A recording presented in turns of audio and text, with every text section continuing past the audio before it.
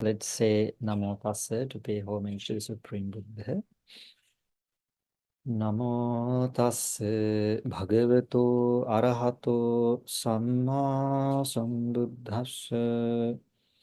Namo Tassa Bhagavato Arahato Samma Sambuddhassa. Namo Tassa Bhagavato Arahato Samma Sambuddhassa. Sadhu, sadhu, sadhu.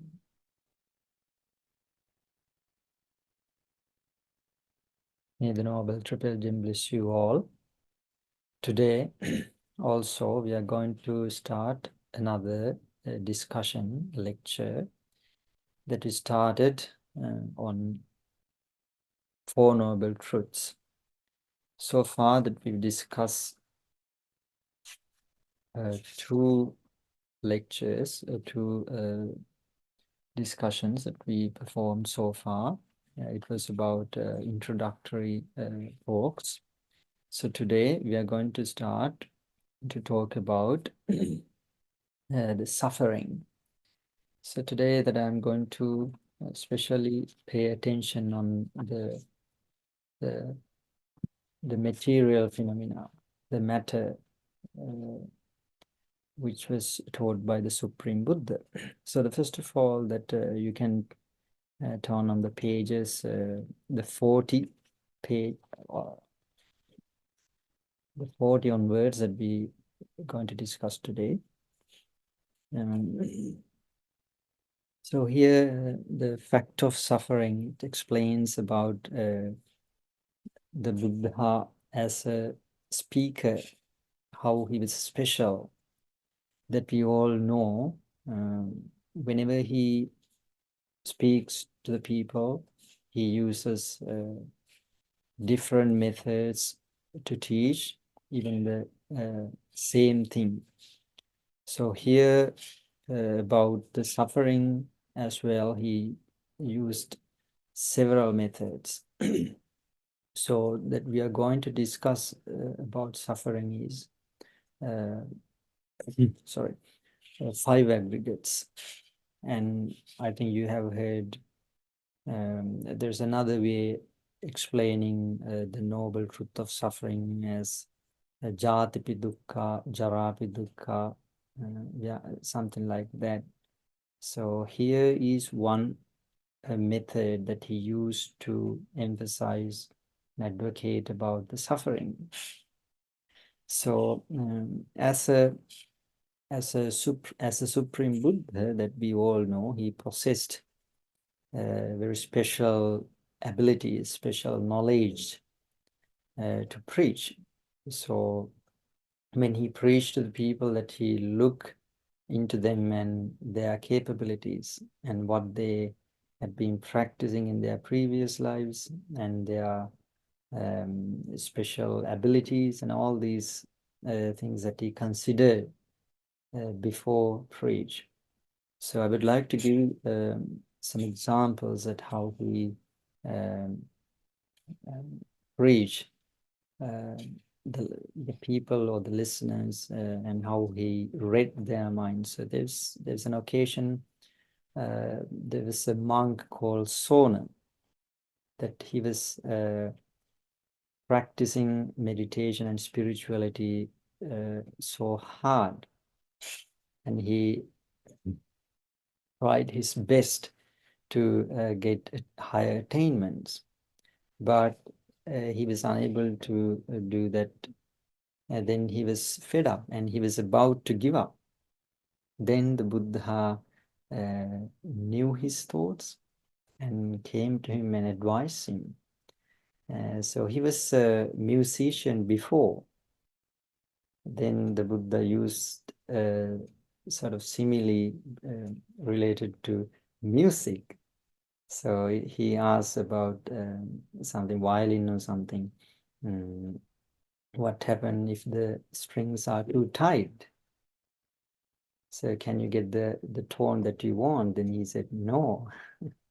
Then he asked, what happened when the strings are too loose? Then he said, still I can't get the phone that I wanted. So then he said, keep your efforts in between, not too much with efforts, not too much lazy. And he was convinced, and he practiced spirituality and meditation. He was able to attain his enlightenment. There were so many occasions that he used, and even the famous serial killer that we all know, Angulimala. That those stories are not just stories. There's behind, there's something to think, how the Buddha was special, and I would say extraordinary, in advising people, giving the true and real advices to make them understand the noble teachings. So here, the Buddha explained the suffering as the five aggregates, the clinging aggregates of as suffering. Let me read Pali. Katamancha bhikkhave dukkham arya satcham panchupadana tissa vachaniyam seyatidam rūpakkhandha vedanupadana sannyupadana sankarupadana viññānupadana idam uccati bhikkhave dukkham arya satcham. So here he explains the five aggregates as suffering. Bhikkhus, what is the noble truth of suffering? If I ask thus, the reply must be the five aggregates.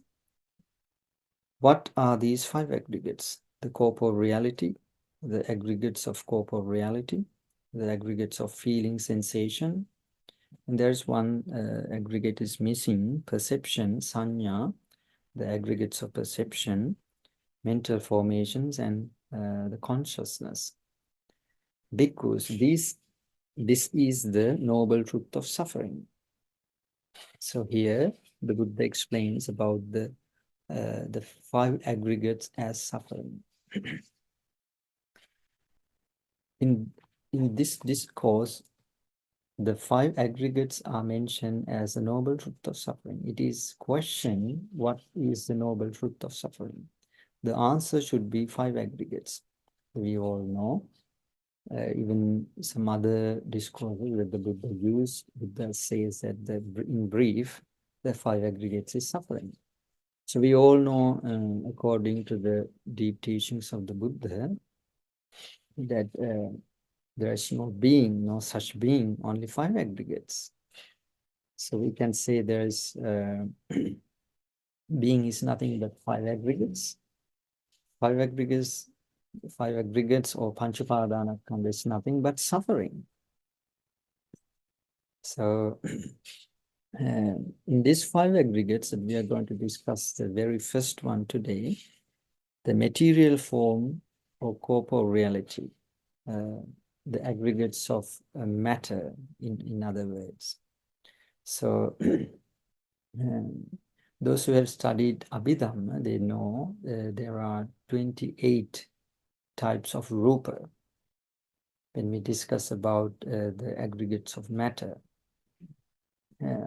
Those 28 forms or matter are also divided mainly into two. The great elements or great primaries, Mahabhuta, then the rest of the 24 called derived matter or Upadaya Rupa. The matter, the form, arise due to the four great elements. So the main four is the great elements, Mahabhuta. That's the simple introduction towards this 28 Mahabhuta, 28 forms or matter. So the Rupa also has two definitions. The The rupa is called because of when the opposite factors, it changes due to heat or cold. The rupa changes. Rupati rupang, that's one of the definitions. The opposite, in deep sense, opposite factors also we can say rupa in other sense. Then the other definition is, it is mentioned here, appears as gigantic things, appear as huge things, for an example, like rivers, oceans, mountains, something like that. So these are the two definitions that explains about the rupa. Then let's see what are the rupa. By rupa is meant a composite substantial entity, fine and subtle, that changes from one state to another or ceases to exist due to a variety of reasons, such as changes in temperature. And rupa is an admixture of four qualities known as Mahabhuta Rupa, the great primaries, namely Patavi, Apo, Tejo, and Vayu. Thus has been said by the Buddha. Katamancha bhikkave rupang chattaro mahabhuta chatunnancha mahabhutanam upadaya rupang idang uchchati bhikkave rupang. Because what is the rupa? The four mahabhuta rupa, things that arise from interaction, bonding, and or interpenetration of the above elemental properties. So this is the explanation about the rupa. Mainly the four Mahabhuta Rupa, four great elements. They are interpenetrated. They are all the single form or matter cannot exist. It should be the four mixture together. So that's the main thing here. If we break down something into the smallest particle that we find, this that's called rūpakkhandha. It is translated to English as subatomic particle. So we can find this the four great elements. Actually, even though we discuss these as matters or something physical, we know that these the elements have characteristics. For an example, the Patavi has a characteristic of heaviness, hardness, roughness, then smoothness, softness, and lightness. It says these characteristics themselves is the Patavi. So that's quite deep, and all other the matters or the elements are also saying the characteristics themselves are identified as the ultimate realities. So when these elements being put together or get together in clusters, we see as things, maybe as mountains or living things or non-living things or whatever. So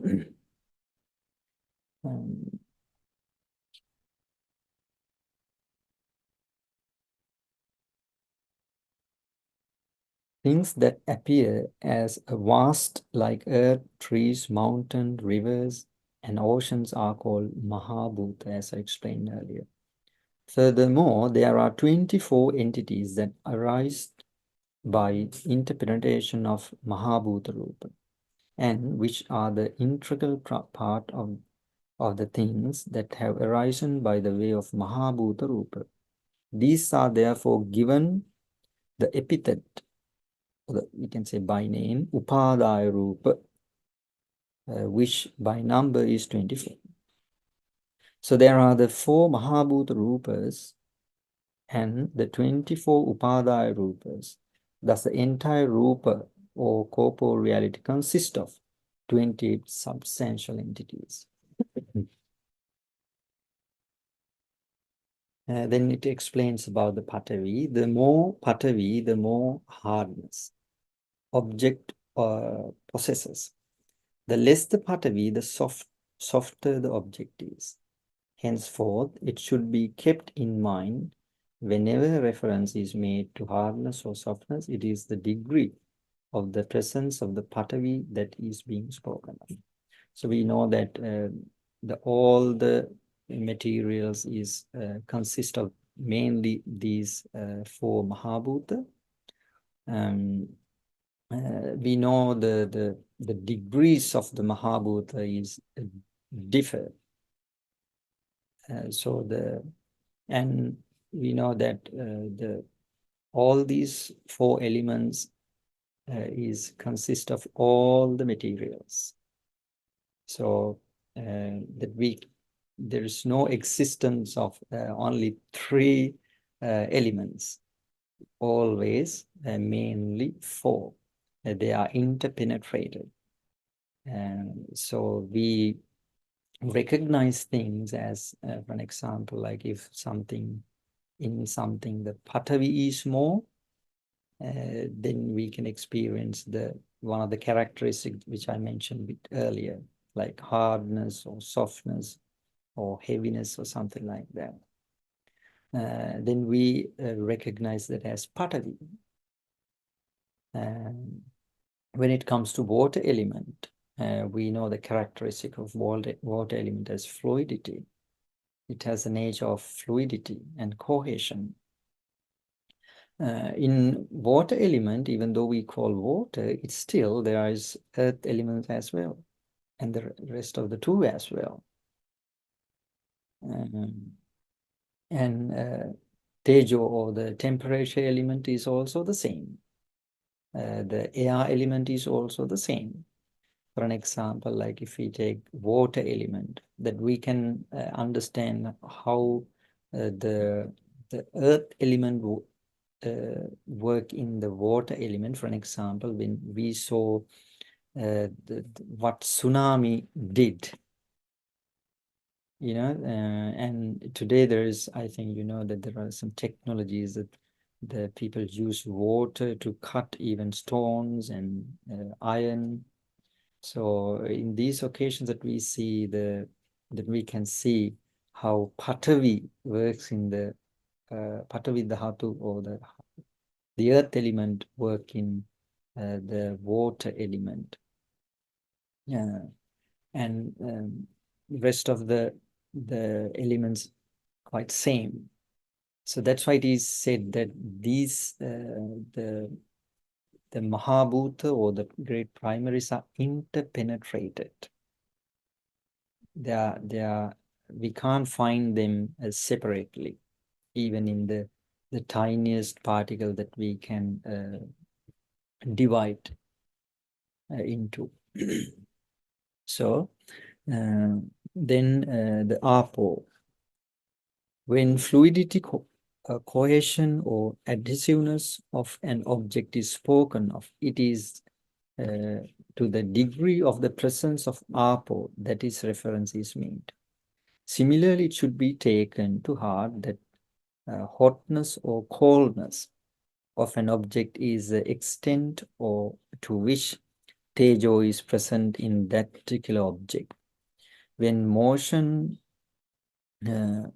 blottedness or smoothness of an object is referred to, it is to the extent of Vayu that is conceptualized by means of words. So the other, the great elements also have the characteristics. So as I mentioned earlier, the characteristics themselves that we all these great elements.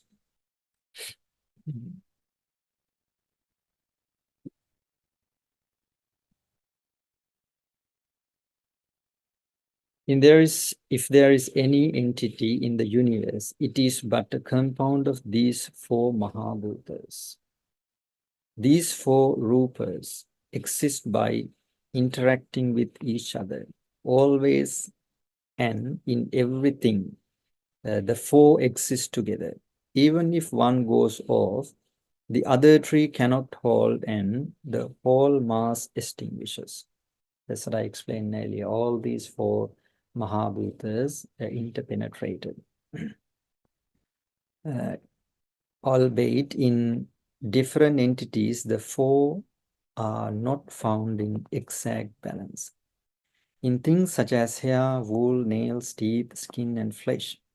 So also in stones, soil, and trees, the Patavi is present in a greater proportion than the other three. In water, oil, and pulp, the Apo is abundant than the other three.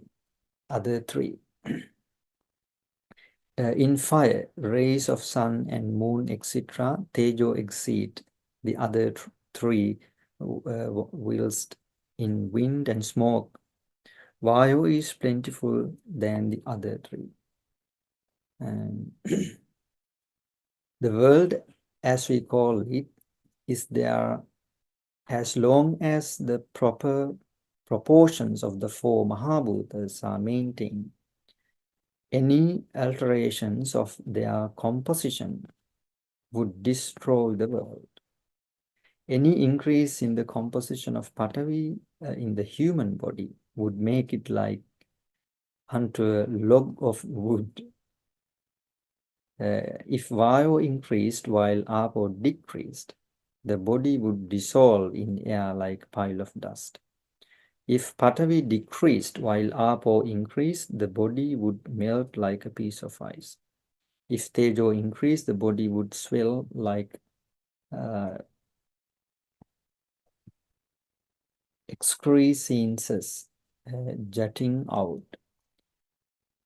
Whenever be entity or object by disappearance of one, the other three also disintegrate, making the object to dissociate or die. So that's what that I was explaining. All these the elements should have a balance, and they are interpenetrated in all the materials, or living things or non-living things or whatever. So in the world, what we see, what we understand, mainly the physical things, consist of these primaries, great primaries or Mahabhutas. So in general, when we discuss about Rupa, we only think something that we see, right? But here, when we study these things, that we can understand the 28, the Rupas that are taught, that are being taught in Abhidhamma. So it's very important to understand, because these things, when we study these things, that we can understand who I am and what is the world is, and it helps us to increase our knowledge about the world or whatever.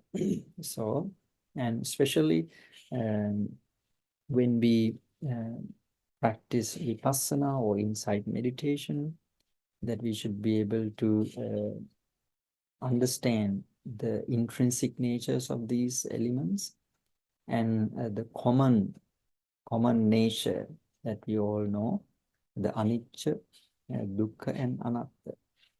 So we can understand them by studying them. Otherwise, it's quite difficult to see the true natures of these ultimate realities.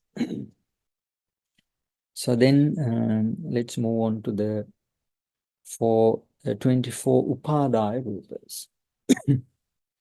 This is also very important to understand to increase our knowledge about myself and about the world. So the Buddhism teaches to understand who you are. The world is within you, right? If you understand the five aggregates, which means you understand everything. So that's what we are trying to do our best to understand who we are, what we are consist of, and what are the constituents of our nature or the beings. So that's why it's very important to understand. So now the 24 upadaya rupa. So these 24 upadaya rupas are secondary, or it is translated as derived materials due to the four great elements. So the first five rupas, they are called prasada rupa, sensitive phenomena. We all know we have five prasada rupas, or five sensitivities. Chakku prasada, eye sensitivity, or sometimes it is some other books I've seen as eye transparency, or ear transparency, nose transparency, tongue transparency, and body transparency. Here, transparency means the shining nature that these rupas have the ability to catch or contact an object. That is why it is called sensitivity, or prasada in Pali. Pasada here explains as prasada in Sanskrit language. So we know that we have simply five senses, right? Eye, ear, nose, tongue, and body. So these are the five senses. So in our eye, there's a shining nature that has the ability to catch the color of an object. So that's why it is called Chakku Prasada. Let me read. By the side of the pupil, in the outermost surface of the inner eye, of the size of a head of a hair bug, there is such a minute globe-like shining, whose surface has a shining like a polished mirror. Just as much as objects in front of a mirror get reflected are seen in the mirror as they are. The objects within the ambit of this shining globe get reflected accurately on its shining surface, inasmuch as fire arises when the end of the matchstick slides on the side surface, so as consciousness when the reflections downed on the shining surface. This is what is meant by vision or seeing.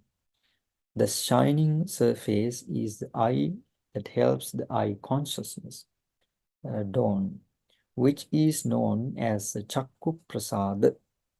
By Prasada, it is meant the quality of shining. Like that, all these, the rest of the four prasada rupas, or sensitive phenomena, have the ability to know the contacts, the objects, through contacting them with this shining nature. So here's something else to explain, I would like to explain as well. These prasada rupas, or these sensitivities, there are some reasons to arise them in living things, or beings. They are called karmaja rupa, generated, these sensitivities or rupas generated due to the previous karmas, which was exact reason to get our birth. So in some texts, I remember it explains like the exact dates you get these pasada rupas, except the body sensitivity.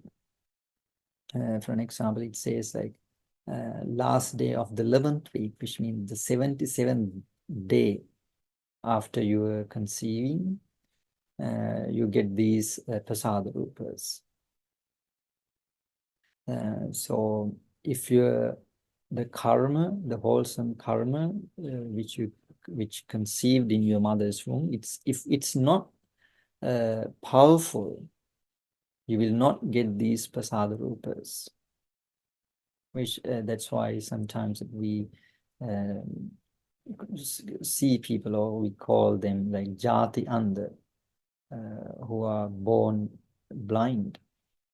But according to this explanation, that we exactly cannot say that jati andha, because we never know after conceiving, after 11th weeks, that he didn't get these pasada rupas or something like that. Even after some time, that the being can lose his eyesight. So it's not in our range to decide whether those are birth, blind births or something like that. So what I want to tell you that these sensitivities, these pasada rupas, arise due to our previous karma, which was helpful to be a human being for us.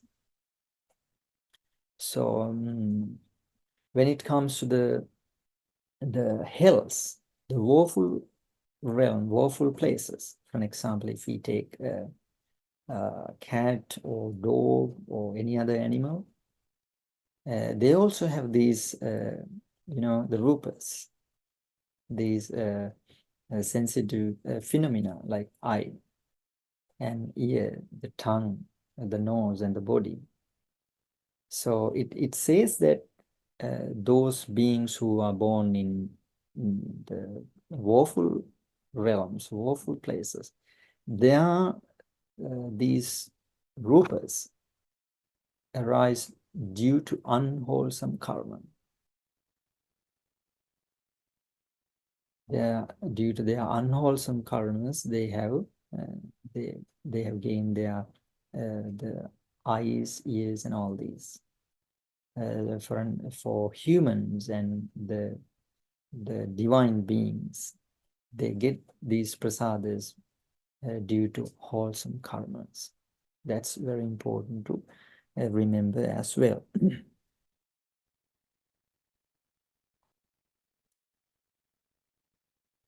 Then, so there are five rupas here, right? 5 matters.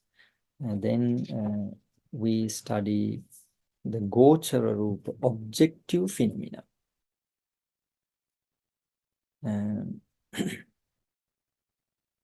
So we know that there are 5 objective phenomena, right? Rupa, Shabda, Gandha, Rasa, Sparsha.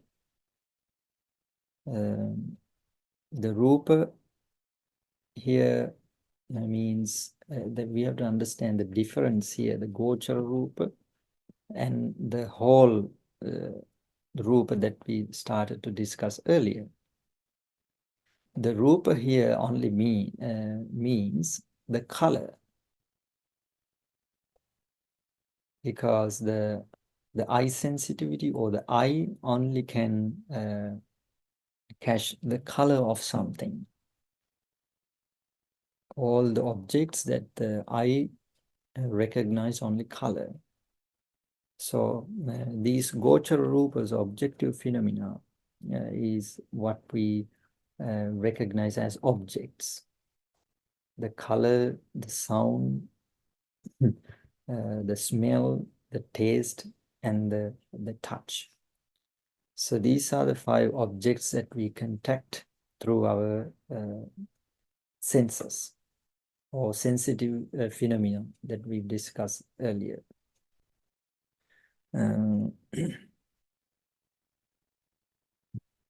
There are 5 gochara rupas, known respectively as rupa, sabda or sound, smell, taste, and contact, sparsha.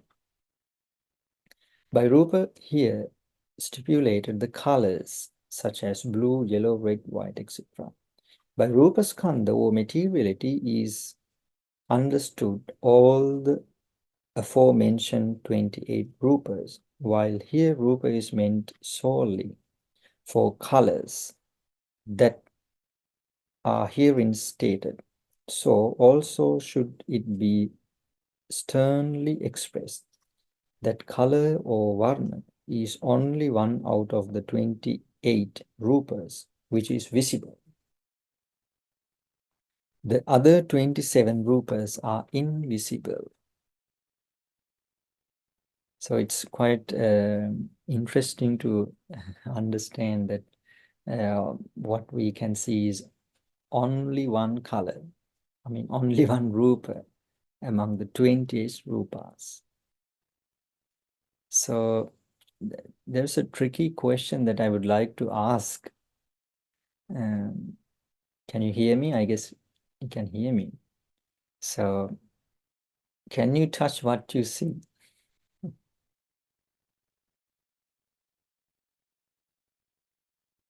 Hmm?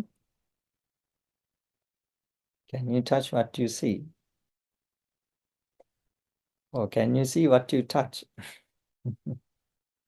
You can figure it out when if you understand this quite clearly. The answer is no one thing. Yes, because we've discussed what we see is only color. Right? You can't touch the color. The color is only subject to eye consciousness or the eye sensitivity. But we touch is the hardness. Of course, absolutely. We touched some of the characteristic of Patavi and Tejo and Vayu, except Apo, except water element, because it explains that water element that you cannot touch or something like that. You cannot experience water element as touching sensation. If you touch water, what you feel is the one of the characteristic of the Patavi or the earth element, or the temperature element, or the Vayu or the air element. That's what explains in the book, in the texts. So you can't touch what you see, right? So because only you can see color, the color is not subject to touch or to understand through any other senses. So you can't touch the colors, and you can't see what you touch as well, because we discuss it. We can see only the one rupa, the color. So here that we can understand that how much that we are, I mean, deceived, you know,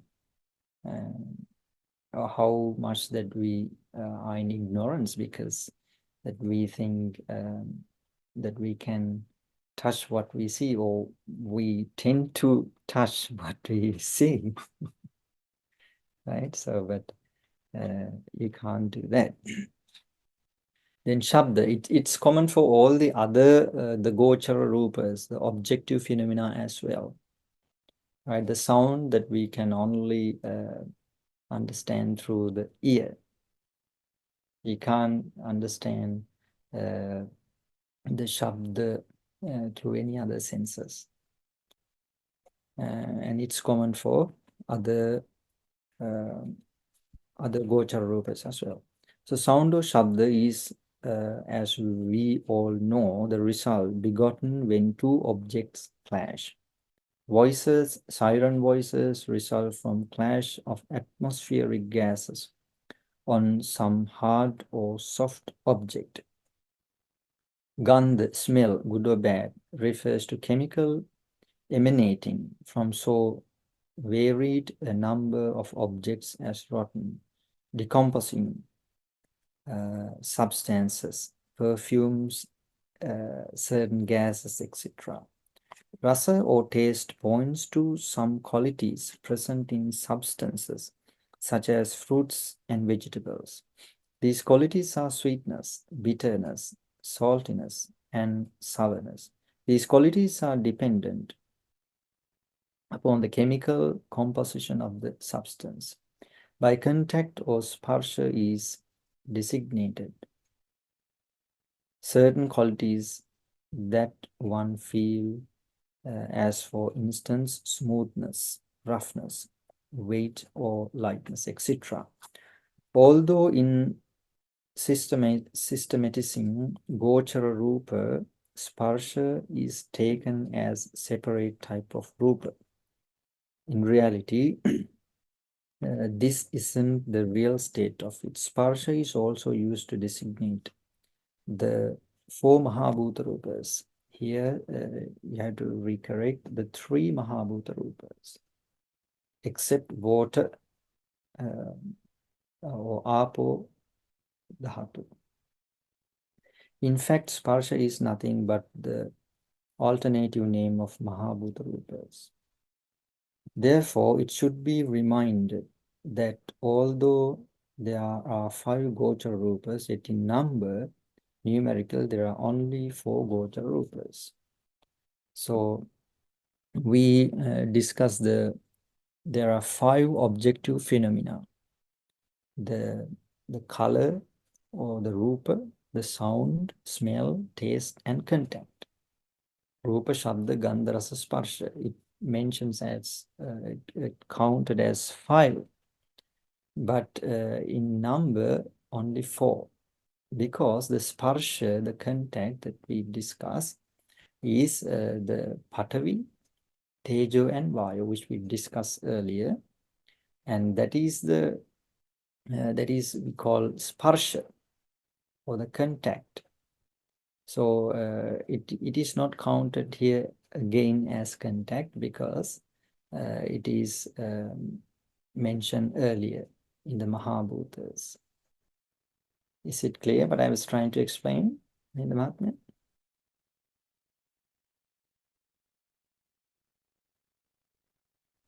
Not quite, Bhante. Here, it explains like 5, I mean, number 5 Gochara Rupas, but you do not count the contact, right?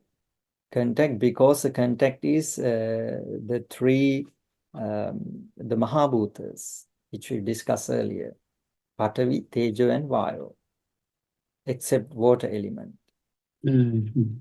So it is because of it mentioned earlier, it is not counted.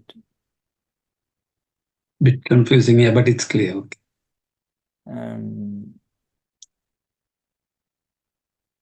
So the reason it's not why counted here, it's mentioned earlier, because the context is nothing but all these 3 elements, Patavi, Tejo, and Vayu. That's what counts as the contact. That's why it's not counted here again as contact. Okay. Avasare Bhante. Yes. So does it mean there are only 4 Gochara Rupas? Of course, 4 Gochara. So Sparsha is not counted. Not counted, since it's mentioned earlier as Mahabhutas that we discussed. There are 3 Mahabhutas that we can contact, or yeah, except Vayu. Except Vayu. Yeah. So that's why it's not counted here again as a number of contact. Okay. Thank you, Bhante. Okay. So if we count it again, there will be 29 rupas. Right. Right. Okay. Then the Bhava Rupa. The Bhava Rupa means the sexual phenomena. So we all know that we discussed already so far that all the things are constituents of these elements, right? Especially when we talk about living things, I mean humans or animals or living beings, we can find all these 28. But if we take as a one gender, I mean like a man, we only find 27 rupas, because the Bhava Rupa, the masculinity Rupa or femininity Rupa, do not contain in same body, right? So a man contains the male Rupa, female contains the female Rupas. So that's what the changes the bodies, the female body and the male body changes because of this Bhava Rupa, the sexual phenomena. Though we know that all the materials or the matters consist of all these, the Mahabhuta Rupa, the great 4 elements and rest of the other elements. This is what distinguishes the male and female, the Bhava Rupa. The Bhava Rupa is twofold, to wit, Stri, female Bhava Rupa, and Purusha, male Bhava Rupa. As regards the bodies of all animate things, they are formed by interpenetration of the Mahabhutas. On this account, it can be emphasized both of male and female bodies that they are formed by the same 4 Mahabhuta Rupa in somewhat nearly equal amounts of bulks. Though this is quite true, as it were, yet male and female bodies are fundamentally contrasting and anomalous. This contrast is not only limited to specific spots in the 2 bodies, but also pervade throughout bodies. Neither an organ nor any tissue in the 2 bodies are alike. Why are the 2 bodies, male and female, different when they have been formed from the same Mahabhuta Rupas, despite the fact that the 2 types of bodies have arisen from the same Mahabhuta Rupas? The differentiation is affected by an admixture, an extra addition of another Rupa known as Bhava Rupa. When the Bhava Rupa is female, Mahabhutas get altered in such a way so as to form a female body. Whilst when the male Purusha Bhava Rupa intermixes with the Mahabhutas, the male body results. One might question, based on what this intermixing occurs, it by karma. One's own actions, past and present, that this intermixing occurs, the detailed description of which is beyond the scope of this work. Bhavarupa disintegrates and disappears with the death of the individual. Bhavarupas are very subtle and small, hence they are not visible to the naked eye of an ordinary worldling. So even though the Bhava Rupas are the specific Rupas that distinguishes man and woman, when the death, the Bhava Rupa disappears, because then only remain the temperature-born Rupas in the body.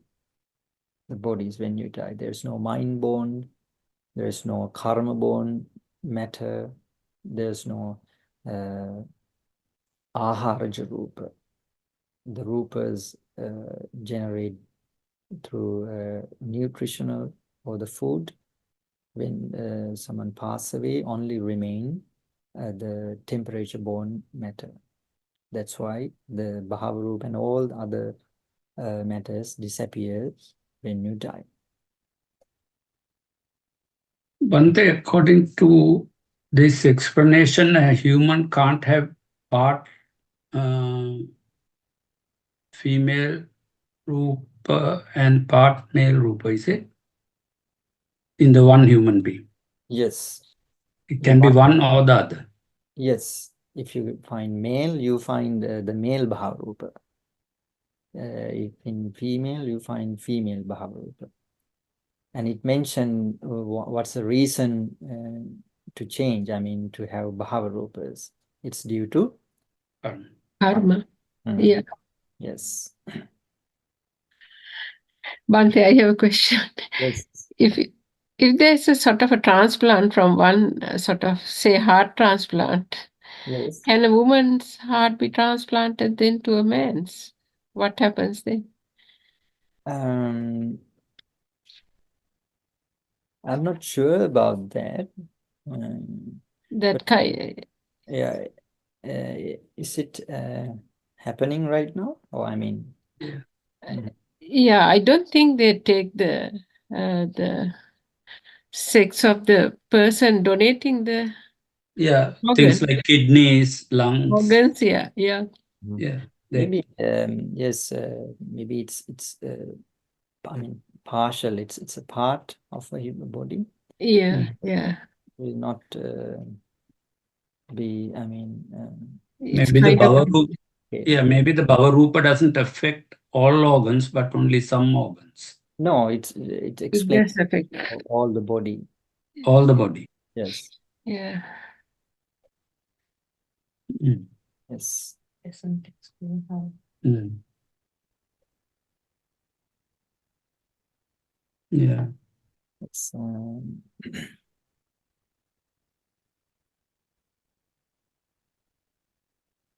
okay, now we are going to discuss about what Gita Nona asks. It's about heart muscle. Yeah. Yeah. Yes. Hridaya Vastu Rupa. Actually, it mentioned here that even though we discuss about heart base or Hridaya Vastu Rupa, it does not mean that the whole heart, what we understand as heart. Let's see what it explains here. Yeah. In the human chest cavity beneath the lungs, there is an organ called heart, the shape of which resembles that of a mango. It is size nearly that of the fist of the individual concerned. It actually explains like adapata, like half of the fist. Moreover, the size of the heart is animals bigger than the human is larger than the human's heart, while an animal smaller than the humans. It is smaller in size to the human heart. In the doctrine of the 28 rupas, it is not this heart that it is concerned with. By Hridaya Vastu Rupa, what is referred to is a certain amount of ventricular blood. In this ventricular blood is present a fine quality or substance which causes thoughts, such as when Chakku Prasada is stimulated to rise.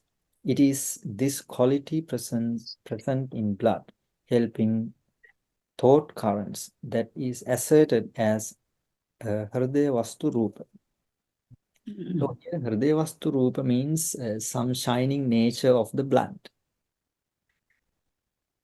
Yeah. It's what is referred to as ventricular blood.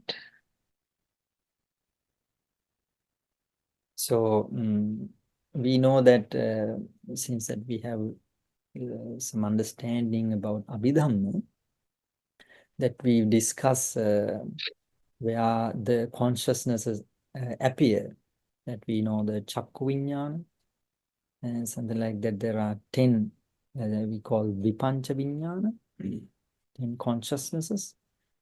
Then if we take all the chittas, like for an example, like 89 chittas, we know that 10 arise on these 5 we call senses.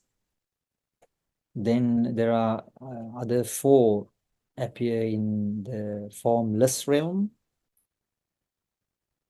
right? 4 means like when they get their rebirth in the formless realm. So there's no, we know that there's no heart base or whatever there. Then the rest of the 75 chittas appear in this Hadevattu or heart base. It's a bit difficult to understand that one thing. Yeah. So Uh, when you say Chakku Prasada, yes, Chakku Prasada, that we've discussed some shining nature in the eyes. yes, So Chakku Viññāna arises there in the Chakku there. Prasada, Yeah, right? yes, The Sota Viññāna arises in the Sota Prasada. Prasada, yes. So we discuss like 10 consciousnesses, like Chakku Viññāna. Thoughts, yeah, Right? It's not mentioned here that I got yeah. it since that we've discussed Abhidhamma a little bit. So, like the thoughts that arises due to Chakku Prasada. No, I mean it's something different that I brought here. That what I wanted to explain here, that among the 89 chittas, Yes, the 75 chittas arise in this in the heart. Yeah, heart base. That's what I want. Adavastarupa, right. So it's a quality that is in the blood of a person. Of a person, and it explained here as like ventricular blood. I have no idea about that. And somewhere near the heart. Ventricle and arterial, that's the 2 blood systems. One is going, one is coming, I think. But essentially, it's in the blood in the heart. In the heart. Yeah. In that place is where that the chittas appears. So the blood there, Hamdurne, always moves. It comes and moves out. Yes, So, but the chittas arise in that location. In location, yes, in the blood. In the blood, Yeah. whatever blood is there. Yeah, of course. The blood has some shining nature, as it explains here, to arise chittas. It's just a concept we have to try and grasp rather than, because it cannot be material like through. We can't learn this through biology or something. Yeah, only that we can have some idea. Yeah. You know, there's something going on like this. Which causes thoughts.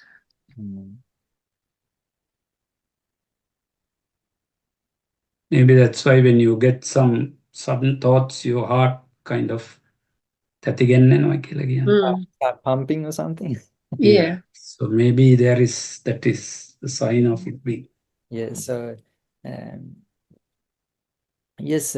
So according to these teachings, that we can understand that the Hadevattu, or the heart, is the more important place than the brain that we usually discuss about, that the most important part of the body as the brain. But yes, brain does important, but here, as it mentioned, the more chittas appear in the heart base. Only that 2 types of the consciousness that can appear in the brain, like the the Kaya Vinyana. Bhante, in the last sentence, it says it is this quality present in the blood, Yes. helping thought currents, that is asserted as Hridayavatrupa. So it may be in the blood which is going throughout, although, because this seems to say present in the blood, helping thought currents. Yes. The Outcomes. divine nature in the blood, but that the place is only in the In heart the base. Heart. Comes to heart base, that's a place where the chitta. Quality present in blood, helping thought currents. That's interesting, that last sentence. Yes. Present in the blood, helping through currents. That is quality present in helping through current. A certain Hridayavatrupa. My Hridayavatrupa, what is to give the blood? To give the blood.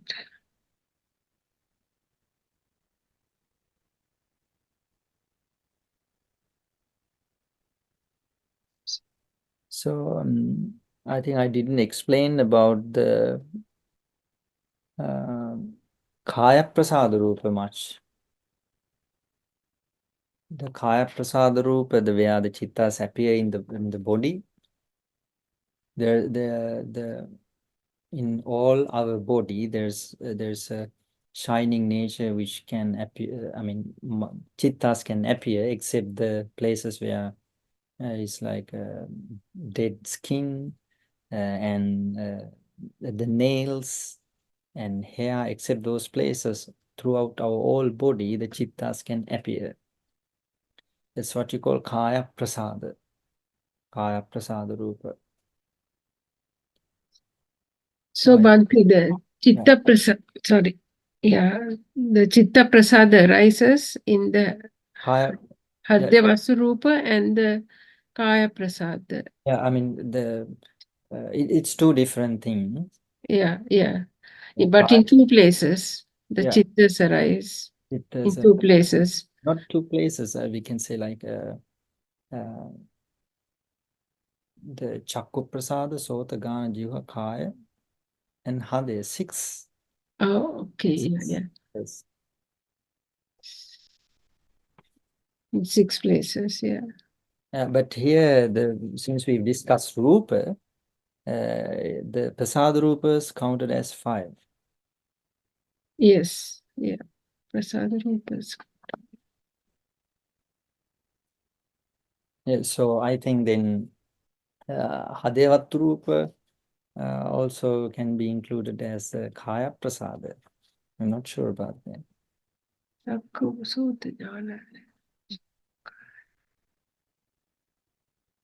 The sensitive phenomena, Kaya Prasada is, we count as 5.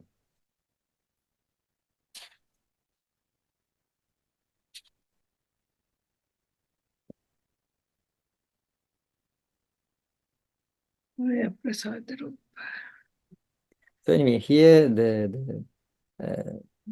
is it clear about the Hridayavatrupa? It's a difficult concept to understand, I suppose. Quite difficult to grasp, but Grasp, yeah. what is it?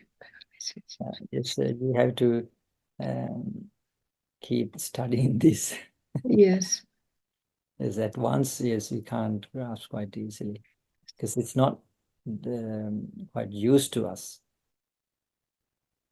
Rupa. There are 4 factors that arise. Yes. Let's move on to the next Rupa. Jivitendriya Rupa. Jivitendriya Rupa. There are 4 factors that are instrumental in the production of Rupa or materiality. They are karma, mind, season or temperature, and food. The luminous flame of a lamp exists due to the sustaining influence of oil that it has. When the oil is used up, there is no whatsoever energy that would cause the flame to exist further. Likewise, the rupa that are born consequent upon mind, season and food endure, so long as these three factors so far.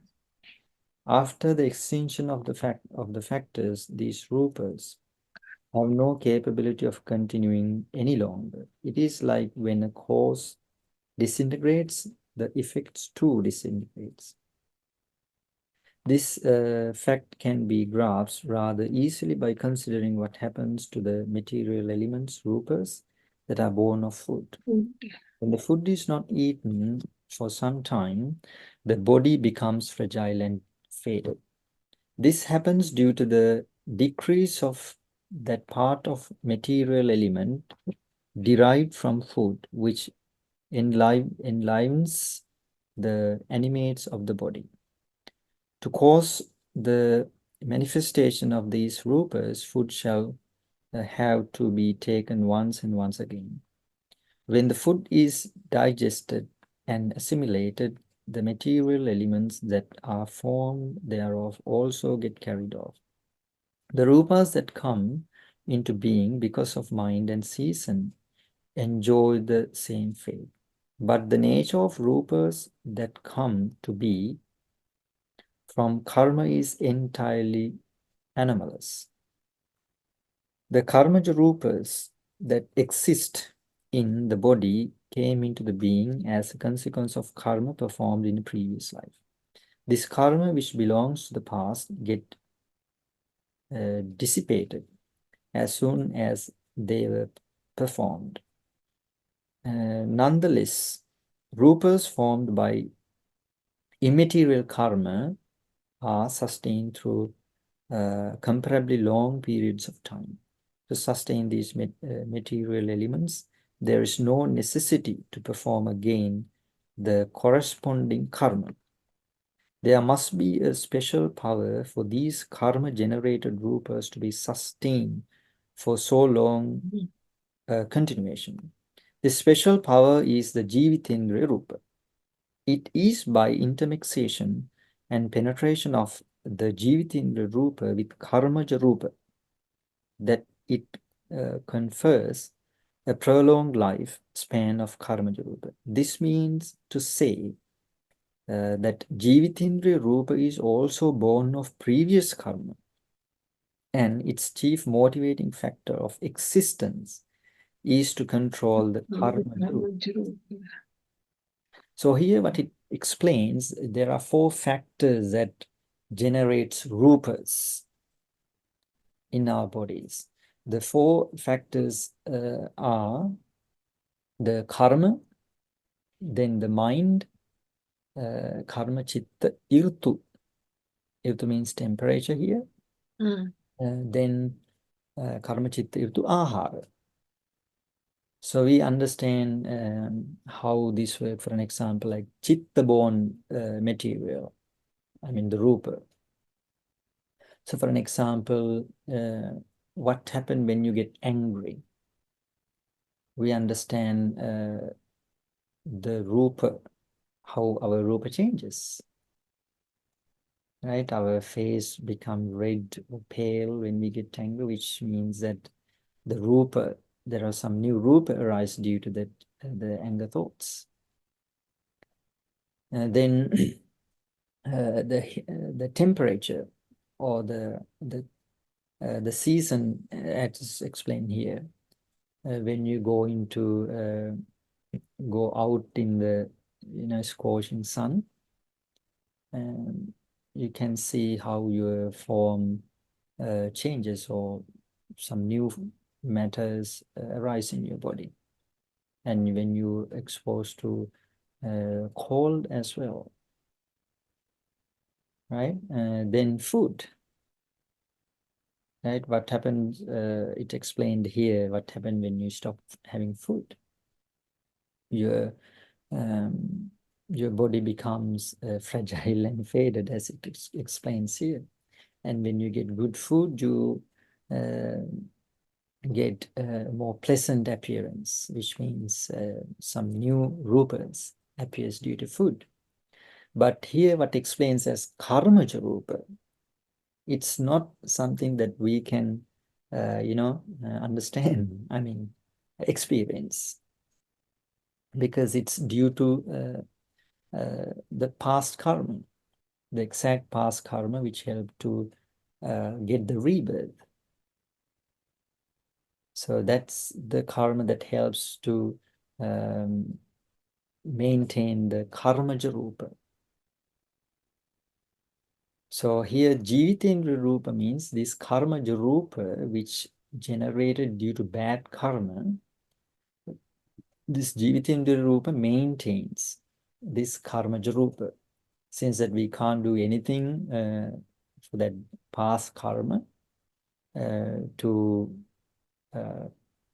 enrich the past karma or something like that, since it's I mean, disintegrates as it's explained here. So the Jivitendra Rupa, what it does is here, as explained, the motivating factor or the controlling factor of the karmaja rupas.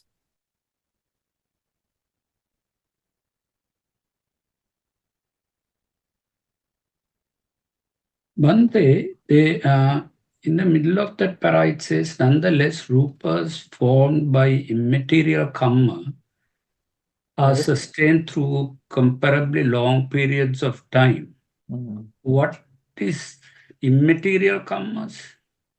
Yeah, I mean, it's not something materially stored or something like that. That's what I understand. But Immaterial. that's the Jivitindra that they are referring to, no? In that place, because it's the long-term one. Immaterial karma sustained through comparable. But that exists in the body. Consequence of karma performed in previous. Yeah, but See, Jivitindra, that's the same thing, no, Bhante? I think it's about karma. This karma which belongs to the past. Unless rupas formed by immaterial karma. So is there a thing called material karma? No, material karma. I think it try to explain like even though this is Jivitindra Rupa, it's not something like somewhere as in that context. Yes. Yeah. That's Yeah, what yeah. And Yeah, because the rupa is material, this is immaterial. yes. Yes. And it's okay, understood. So the karma is one of the main factors of the living beings. It explains in so many occasions like kamma dayado, kamma yoni, kamma bandhu, something like that. So the rupa controlled by karma, that is essentially what it's saying. Although it is immaterial. Yes, the karma. Yeah, the karma is immaterial, but it's controlling something that is material. This Jivitendriya Rupa also generated due to karma. Karma, yeah. It controls this karma Rupa.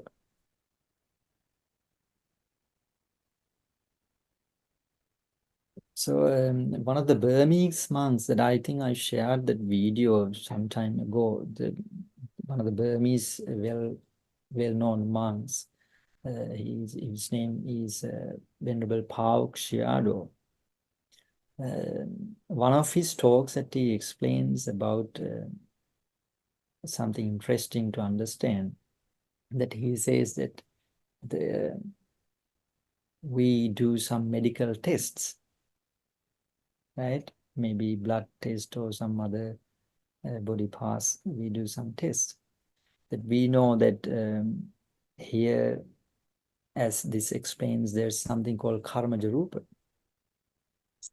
So if you take something, maybe blood or some other flesh or something for a medical test, that you can only probably see, you can't see the karmaja rupas, because karmaja rupa dies within the 17 chittakshanas. So only you can test the rupas of maybe this, what do you call it, the seasonal or the tejo, the rupa. or sometimes even food generated rupas that we can put into test, but you cannot find the karmaja rupas because its lifespan is so small, just 17 chittakshanas. It's a very interesting point. Yeah. That sometimes that when people get some serious sicknesses, that can be due to karma. Cannot analyze it in the blood. In the blood, you can't analyze that through the test. Because by the time you take the blood sample, that has already gone. Karmaja rupa is gone. Yeah. Yeah. And even you check, if you check, I mean, living body, still you can't probably you can't catch it. We don't have an instrument to measure that type of thing. No one. Yes, that's interesting point that he points out.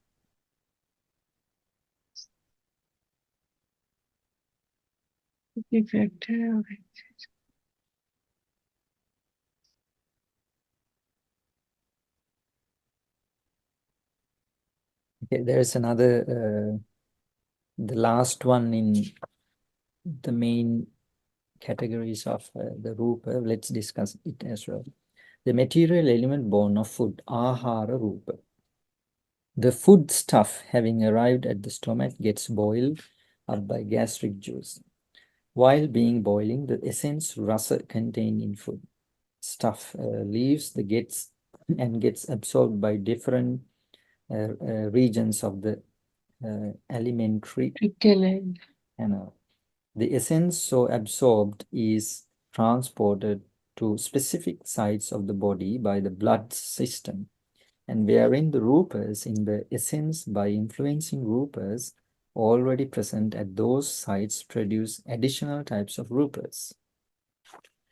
The finest entity that comprise rasa or essence is what is termed aharaja rupa. The rupas that are generated by this at the aforementioned specific sites are termed aharaja rupa. Yes, this is about the aharaja rupa. The rupas arise due to the food.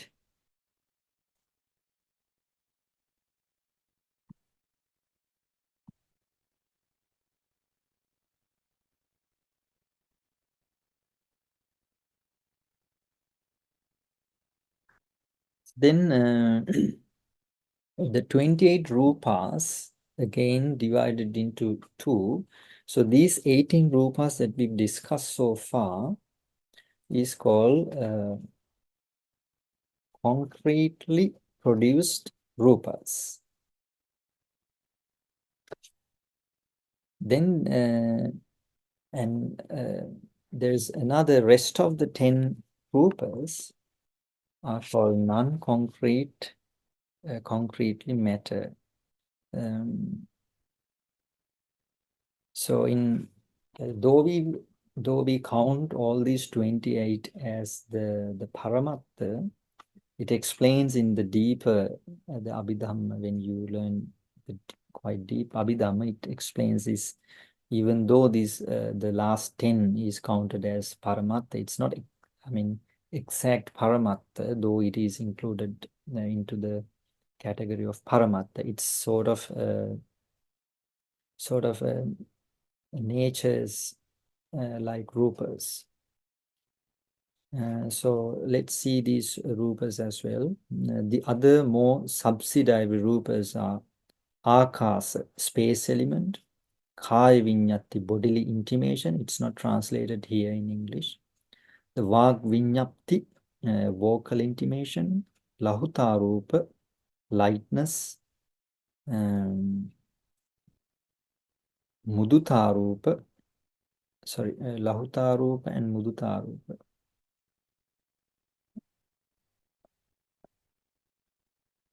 Lightness, kammanyatarupa, malleability, sorry, and the lahutarupa, lightness, mudutarupa, malleability, kammanyata, wildiness, rupa.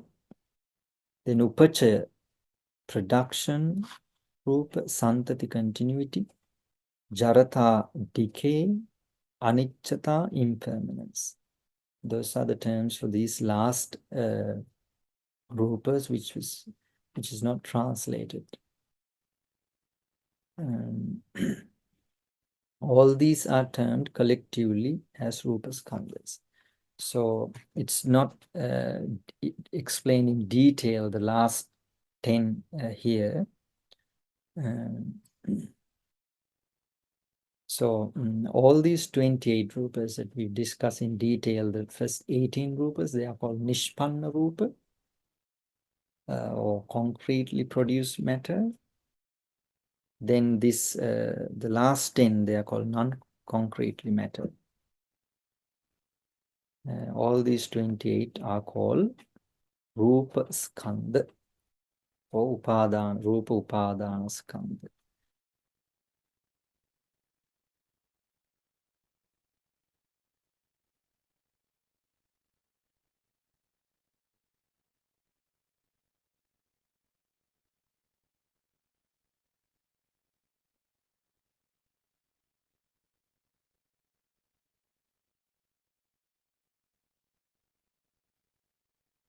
So we can discuss this last 10 rupas sometime later, because it's not mentioned here, I mean, in detail. But most important rupas is the first 18 rupas to understand.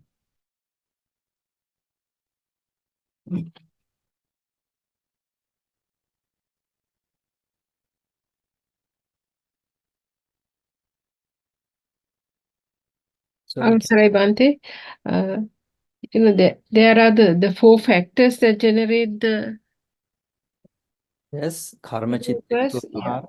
Karma, just mind, ritu and ahara. That ahara rupa is the same as Yes. this ahara rupa mentioned here. Yeah. Yeah, it's not counted in the Jivitindriya Rupa. It's mentioned there to emphasize what Jivitindriya Rupa controls. Okay, right. Yeah. Food.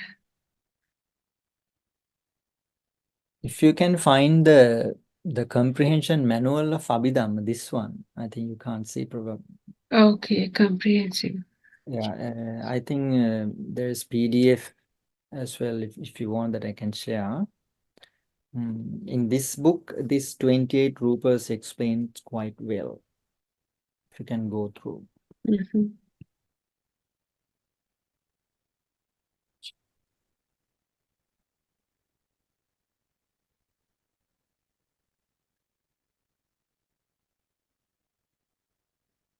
Also, Bhante, now, when you talk about rupa, we said because of the mind, sometimes when person gets angry, the rupa can change due to the emotions and all that.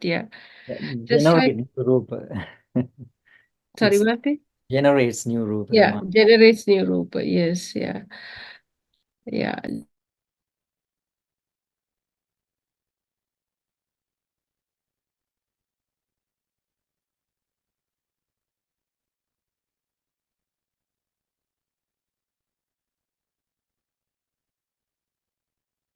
We can discuss anything to clarify more.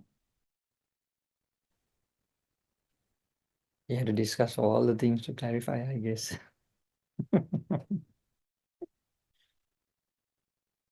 Gitanjali, your mic is muted. Were you talking before? Yeah. Can you hear now? Yeah. Yes. Yes. But a person's rupa can be determined by the DNA as well, right? Yes. Yes. So that DNA that falls under karma. I don't think so. Yeah. I don't know what DNA stands for, whatever. But I don't think that's possible to grasp the karmaja rupa. Yeah. Yes. Right. Thank you, Bhante. What scientific researchers can do researches on the temperature-borne matter or food-borne matter. Yeah. That.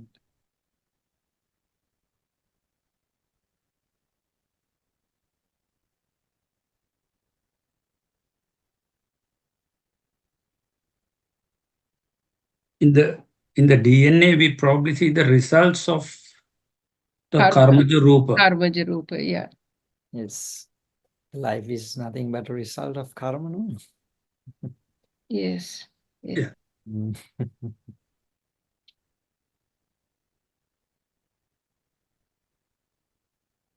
Bhante, at the beginning you were talking about like for example, if you're born blind or deaf, or that it is a karma. So at the time of conceiving, there is just one karmic force that causes that particular life.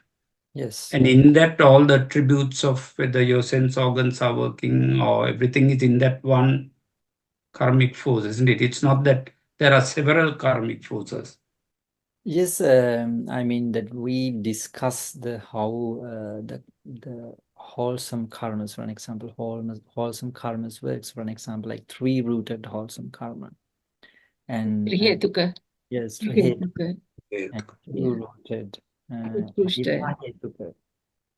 So it happens due to the particular karma that comes forward to get your, the rebirth linking thought, the patisandhi karma. Yeah. That's due to the attributes of that particular karma. It decides you if you are capable of having those or sense organs perfect or not. So it's not a collection of karma, but the quality of that one karma that has given the pratihandi. Yes. I mean, we can say that, but still that I think we've discussed when you perform a karma, right? When you perform a karma, there are thousands and thousands of thoughts, wholesome thoughts. So there are so many thoughts that can generate rebirth due to collectively we call same one karma, but it has the ability to give a number of rebirths, wholesome or unwholesome. Okay. That's why it explains sometimes. But in that one, when someone does some bad karma, he reborn in hell hundreds and thousands of times or something like that. And even wholesome, some people do wholesome activities and they enjoy heavenly pleasures for like so many times. It's called in Buddhantara. Even the one Buddha demise, then until other Buddha appears, some people are in heaven because of the power of their wholesome karma. Something like that. so if one was undertaking a wholesome karma, because there are thousands of chittas that will arise through that wholesome act, it will be just one of those chittas that gives rise to the pratisandhi. It is, I mean, explained like that. So that's why it's important to maintain the three rooted and all the times and before. all the time. Yeah. So and Utkrishta, yeah. Yeah, I mean, yes, we know that in the Buddhist teachings that explains that you can gain higher knowledges. Right? When you develop your mind, you can gain some higher knowledge which are capable of to see the past lives. Right? And what we have done there and what are the exact karmas that we have done to come to a particular place. But still, even though that we don't have those abilities, when you learn these teachings, you can get some sort of understanding, like it's in, I would like to say, like anumana jnana. You can guess what sort of things that you have done in your past. Inferred, sort of. Yes. Right. And when we see other people around as well, that we can guess roughly what they could have been doing in their previous lives. For us as well. So if you enjoy quite a long life, you know, that we can understand, okay, now that we had done something pretty good karma to come to here, to be born as a human. If you enjoy good health, right? If you have quite enough thing to lead quite comfortable life, you know, you can understand that for some certain extent. That's what you call a Dhamma mirror. Mm.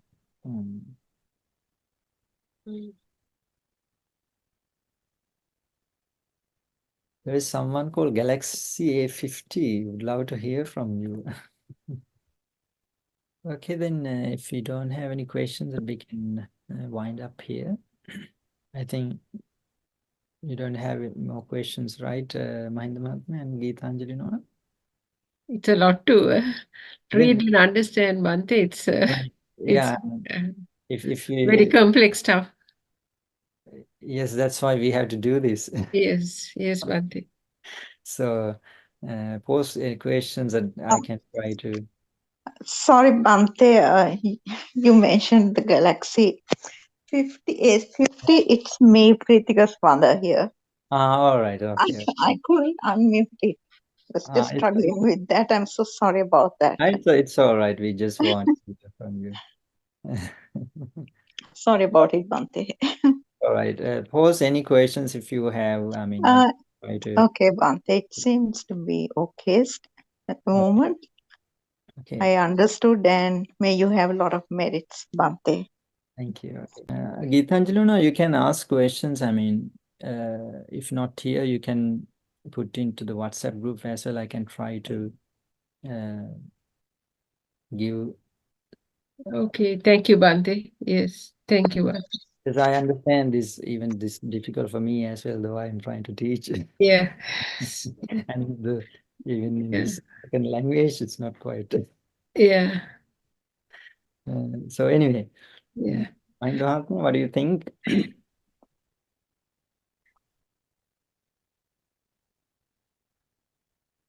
Yes, Bhante, I think the progress is, in the sense, we have to spend some time to understand it better, but certainly having the questions and coming from us and your answers are helping. Yes. But maybe we have to, maybe when we get to the end of a chapter or something, we can. Just what the most important thing is, just keep doing. Yes. Yeah. Try our best. Yeah. Then sometime later it'll pay off. Yeah. Okay. We can't really relate it to some of the sort of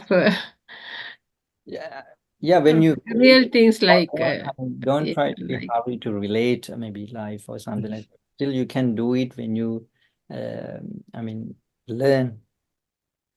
Okay, when you learn furthermore that you understand how you can relate to your day-to-day life or for your experience or something like that. Sometimes we can experience maybe the outcome or the results of some of our teaching, what we learn, but not the actual matter that you're learning. Yes, of course, and it takes some time, you know. Right. Yes. It's a bit like I think of gravity, because gravity also you can't touch or feel or anything, but we experience gravity through things that happen to us. Exactly. Yes. Something like that. Yes. Okay, then let's wind up here. Thank you so much for joining today. We all generated so many merits by discussing this noble Dhamma. So let's share these meritorious energies towards the departed ones. Idammi ñāti nang hotu sukhita hontu ñātayo. Idammi ñāti nang hotu sukhita hontu ñātayo. Idammi ñāti nang hotu sukhita hontu ñātayo. Let's share the merits of the divine beings as well.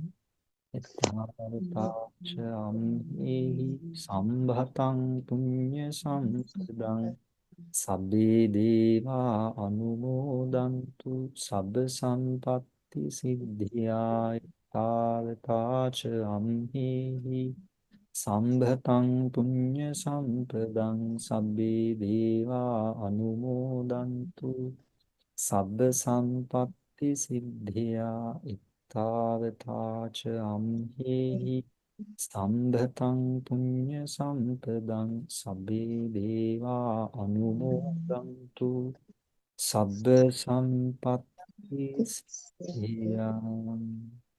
May all these meritorious energies lead us to supreme bliss of Nibbana. Sadhu, sadhu. Theruvan saranai hambenatana. Theruvan saranai Bhante. Everyone turn. Theruvan saranai.